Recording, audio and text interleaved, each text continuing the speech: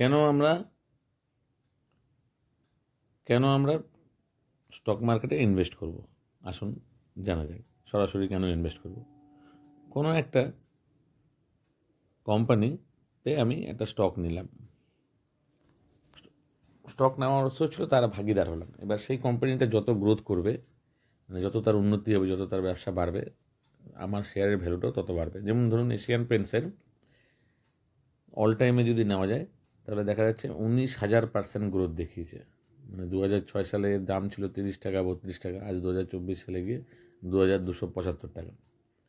তো এই যে 19,000% গ্রোথ, 19,052%, এটা কিন্তু আপনার অন্য জায়গায় সম্ভব নয়। এবার কথা হলো যে আমি ইনভেস্ট করব, কোথায় ইনভেস্ট করব, কত টাকাই বা লাগবে, প্রচুর টাকা লাগবে, শেয়ার মার্কেট খুব রিস্কি, আমার টাকা পড়েও যেতে পারে, এই চিন্তাগুলো সবার মাথায় আসে। আর আমার এত সময় নেই বা এত আমি বুঝি না, তো সুতরাং আমি মিউচুয়াল ফান্ড করাই ভালো। তো মিউচুয়াল ফান্ড অবশ্যই ভালো, কারণ আপনি ব্যাংকে যা রিটার্ন পায় তার চেয়ে বেশি রিটার্ন পাবেন। কিন্তু নিজে যদি বুঝে ইনভেস্ট করা যায় তাহলে তার থেকেও বেশি রিটার্ন পাওয়া সম্ভব। এবার হলো যে কীভাবে আমি কোনো স্টকে ইনভেস্ট করব, আর বুঝবই বা কী করে স্টকটা ভালো না খারাপ। প্রথম কথা হলো, যেমন আজকের দিনে বার্জার পেন্ট আমি দেখাচ্ছি কীভাবে ইনভেস্ট। বার্জার পেন্টের শেয়ারের ভ্যালু হচ্ছিল এখন 444 টাকা একটা শেয়ারের দাম। এবার এটা 1 বছরের রিটার্ন দেখুন 24% মাইনাসে রয়েছে। 5 বছরের রিটার্ন দেখুন কিছুই না, 3.7%। কেন এটার দামটা পড়ে রয়েছে? এটার দামটা পড়ে রয়েছে এই কারণে যে এখন একটা ইন্টারন্যাশনালি একটা যুদ্ধর দামামা বাড়ছে, ক্রুড অয়েলের দাম বেশি, আবার নতুন এক কোম্পানি বিড়লা যতদূর সম্ভব প্রচুর টাকা নিয়ে পেন্টে নেমেছে, পেন্টের বিজনেসে, সেই জন্য একটা ধরে নেওয়া হচ্ছে যে অন্য বিজনেসগুলো একটু পড়তে পারে। এসব বিভিন্ন এক্সটার্নাল কারণে এই শেয়ারটা দাম পড়ছে। তো যখন এই কারেকশনে রয়েছে একটা শেয়ার, এবার সেই শেয়ারটার দেখুন 1 বছরে প্রায় 24% কারেকশনে রয়েছে। এবার এই শেয়ারটা সম্বন্ধে যদি আমি একটু বিস্তারিত জানার চেষ্টা করি যে শেয়ারটার সত্যিকারের কন্ডিশন কীরকম। এবার এই শেয়ারের প্রাইসটা দেখলেন 444 টাকা। এবার এই মানি কন্ট্রোলে এখানে আসুন।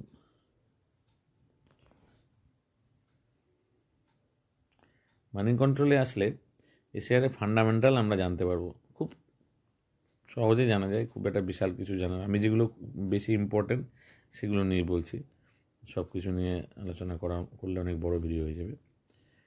তো এখানে যারা কমেন্টস করেছে তারা বলেছে 100% বাই, মানে সবাই বলছে যে এটা কেনা যায়, এখন কেনার জন্য ভালো। আচ্ছা, চলে আসছি নিচে। নিচে চলে আসলে এখানে দেখুন এদের একটা চার্ট রয়েছে, রেভিনিউ, নেট প্রফিট। আমি সবগুলো একটা ভিডিওতে আলোচনা করা সম্ভব নয়, যেগুলো খুব গুরুত্বপূর্ণ সেগুলোই বলছি। এই নেট প্রফিট, নেট প্রফিটে ক্লিক করুন। দেখুন প্রতি বছর কিন্তু এর ব্যবসার প্রফিটে বাড়ছে, কমছে না, তাহলে এর বিজনেস কিন্তু ভালো চলছে। ইপিএস হলো আর্নিং পার শেয়ার, প্রত্যেক একটা শেয়ারের এগেনস্টে কত আর্ন করছে কোম্পানি, সেটাও বাড়ছে, ভালো।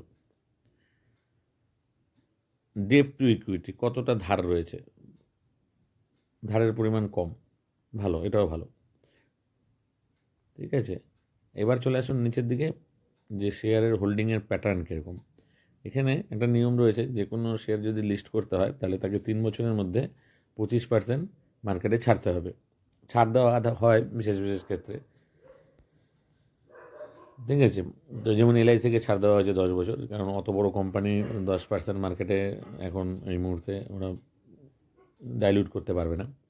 তো এখানে দেখুন 75% ম্যাক্সিমাম থাকতে পারে প্রোমোটারের আন্ডারে। তো প্রোমোটারের হোল্ডিং আছে 74.99%, মানে কোম্পানি নিজেই সবথেকে বেশি, মালিকরা নিজেরাই ওন করে। তা কোম্পানির যদি ক্ষতি হয় তাহলে ওদেরই ক্ষতি সবচেয়ে বেশি হবে।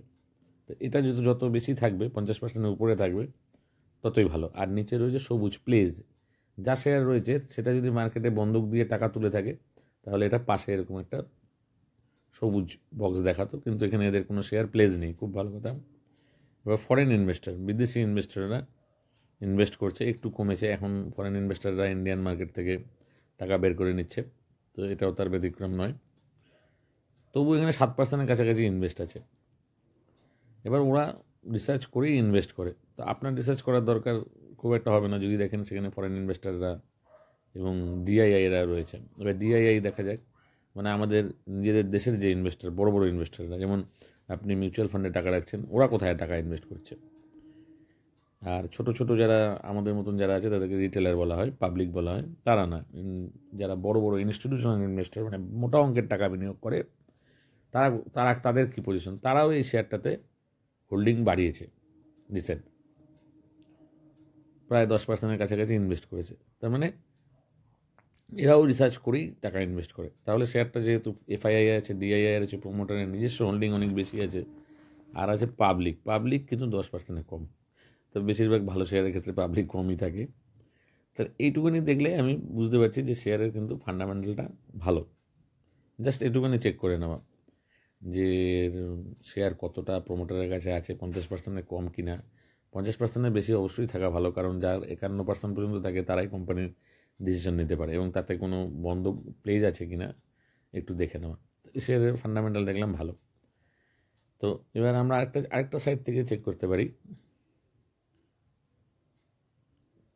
সেটা হলো screener.com। screener.com-এ এই যে স্ক্রিনারে আছে, এরাও অ্যানালাইজ করে, খুব ভালো অ্যানালাইজ করে। দেখুন এই শেয়ারটার মার্কেট ক্যাপ হচ্ছিল 51,000 কোটি টাকা, কারেন্ট প্রাইস 444 টাকা। এবার 444 টাকা দিয়ে যদি আপনি একটা শেয়ার নেন, সেটা যদি কথা আরও 50% পড়ে গিয়ে 250 টাকায় চলে আসে, তাহলে কিন্তু ওদের মার্কেট ক্যাপ, মানে টোটাল যে ব্যবসার টাকার পরিমাণ, সেটাও 51,000 কোটি টাকা থেকে 20,000 কোটি টাকা, 25,000 কোটি টাকা হয়ে যাবে। তাহলে কোম্পানি নিশ্চয়ই সেটা চাইবে না। আপনার 444 টাকা থেকে 250 টাকা মূল্যে যতটা ক্ষতি হবে, কোম্পানির তার চেয়ে অনেক বেশি ক্ষতি হবে। তাই কোম্পানি অবশ্যই চাইবে যে সেই পরিস্থিতি যেন না আসে।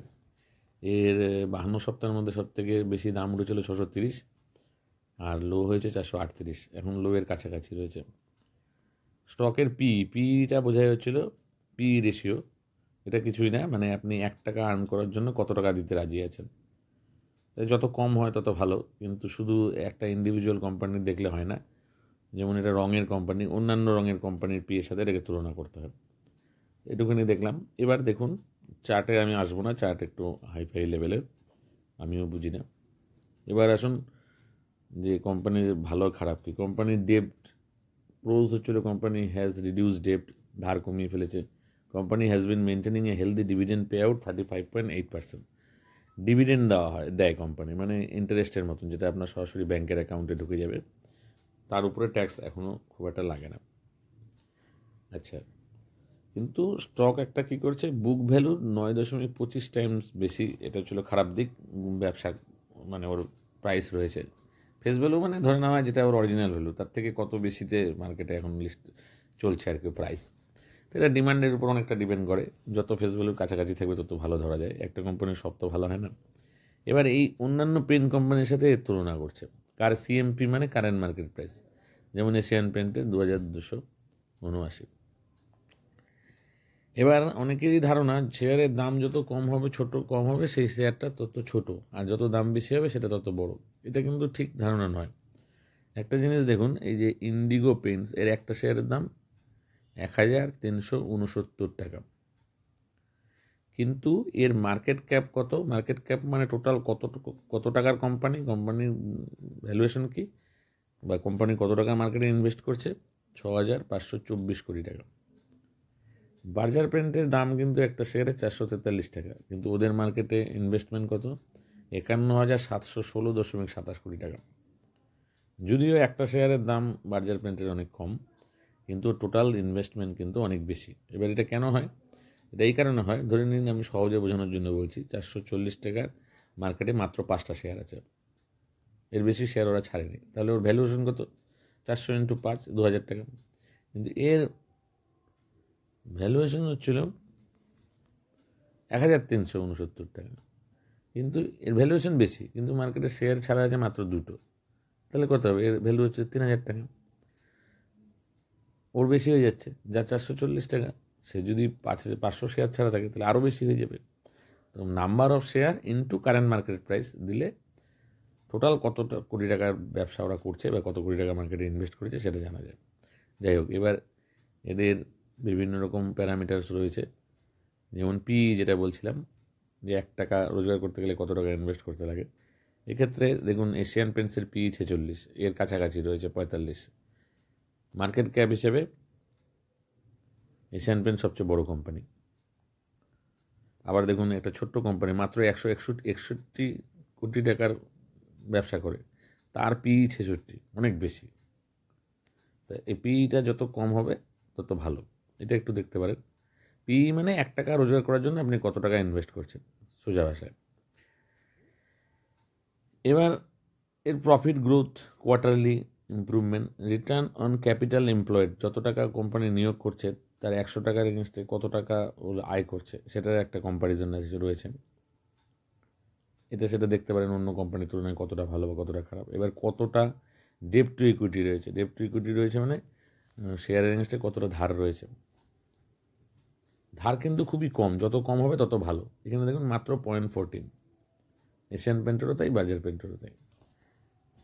ঠিক আছে, তা এটা অবশ্যই 0.25-এর নিচে হলে খুব ভালো, আর 1-এর বেশি হলে সেটা ভালো নয়। এদের যা টোটাল টাকা আছে তার চেয়ে বেশি, যে কর্ন রসায়ন ধারের পরিমাণ অনেক বেশি। কথা এদের কাছে 1 টাকা থাকলে নিজস্ব, এরা 1.30 টাকা মার্কেট থেকে উল্টো ধার করে নিয়েছে।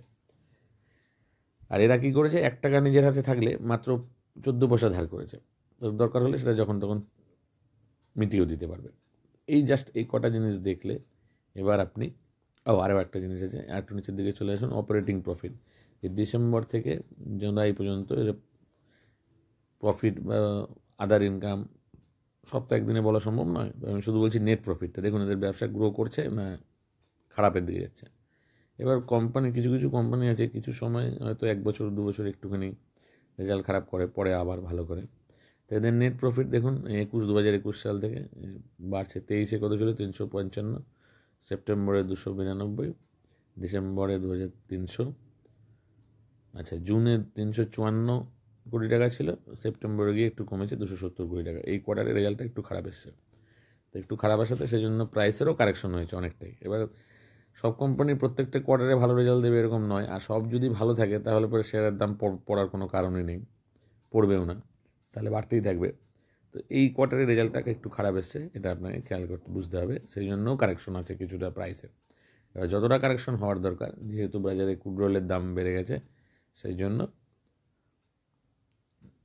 ওর প্রাইসটা অনেকটা বেশি কারেকশন হয়েছে। এই যে নেট প্রফিটে কিন্তু আবার দেখাচ্ছে মার্চ 2022, মার্চ 2023, মার্চ 2024, এটা ছিল কোয়ার্টারলি দেখাচ্ছে।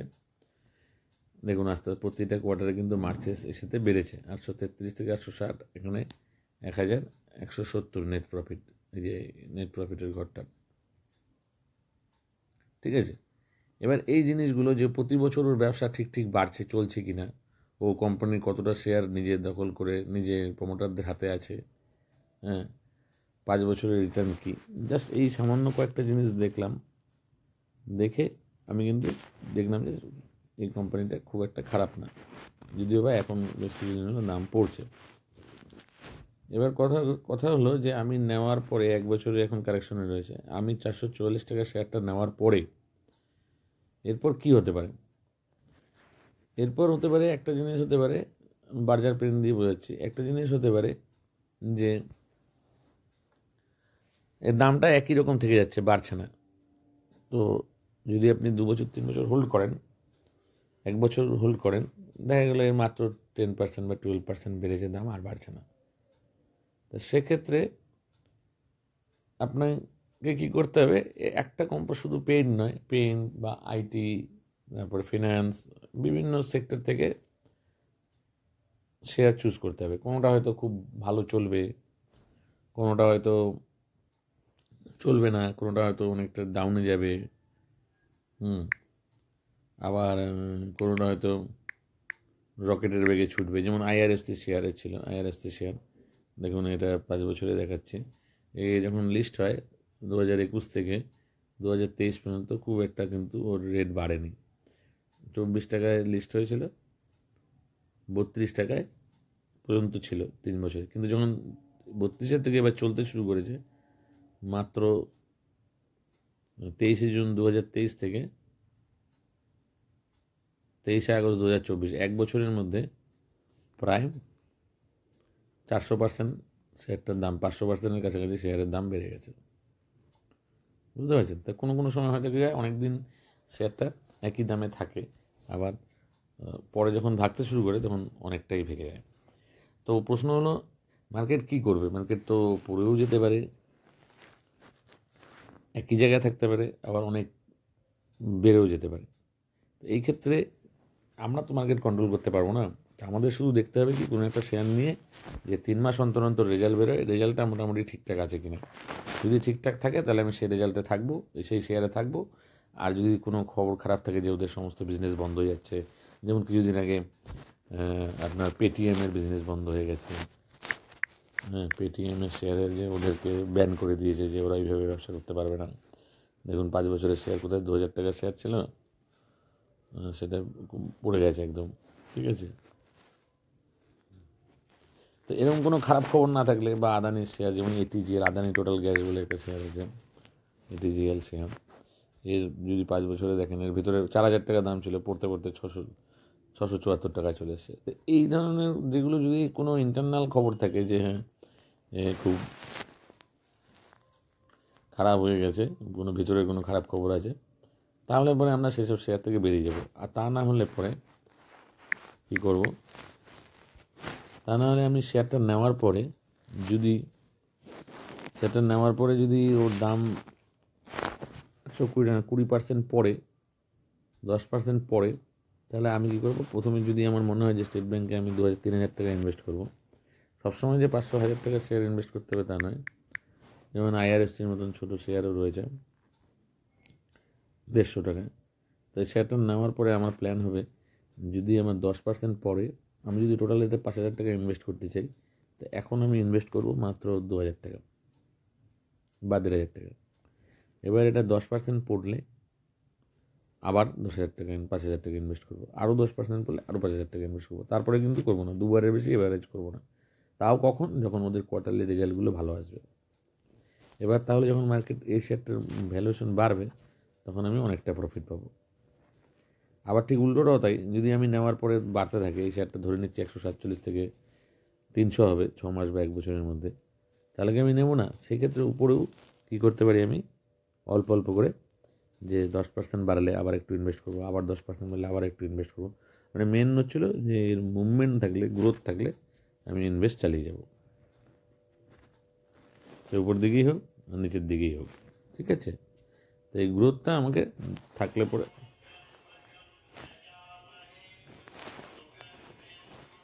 ঠিক আছে। এবার তো এই গ্রোথের ক্ষেত্রে আমি শেয়ার ইনভেস্ট করবো। আর আমাকে সবসময় মাথায় রাখতে হবে যে অ্যাটলিস্ট 3 থেকে 5 বছর সময় দিতে হবে, তাহলে আমি অবশ্যই এখান থেকে ভালো একটা অঙ্কের টাকা রোজগার করতে পারবো।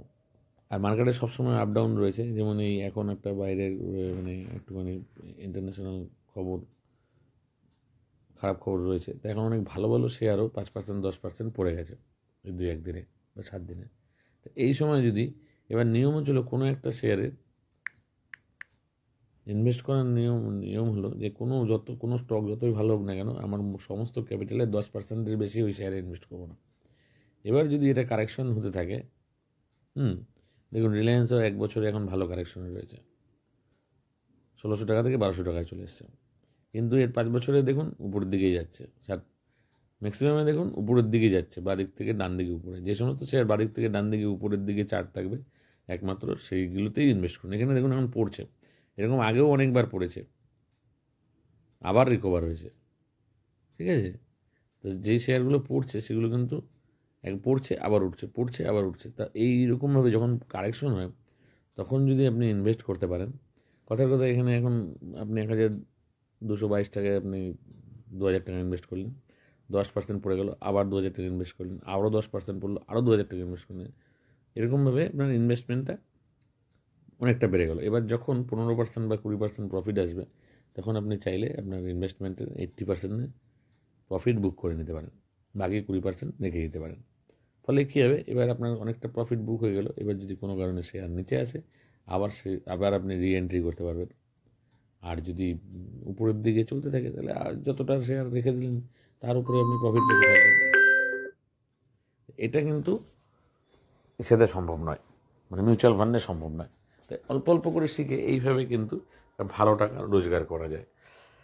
প্রচুর যে জানতে লাগে তা না, আর আপনি শুরুটা 500 টাকা দিয়েও করতে পারেন। অনেক ভালো ভালো শেয়ার আছে যেটা 500 টাকার কম দাম। যদি ভালো লাগে অবশ্যই লাইক এবং শেয়ার এবং কমেন্ট করে জানান। Thank you.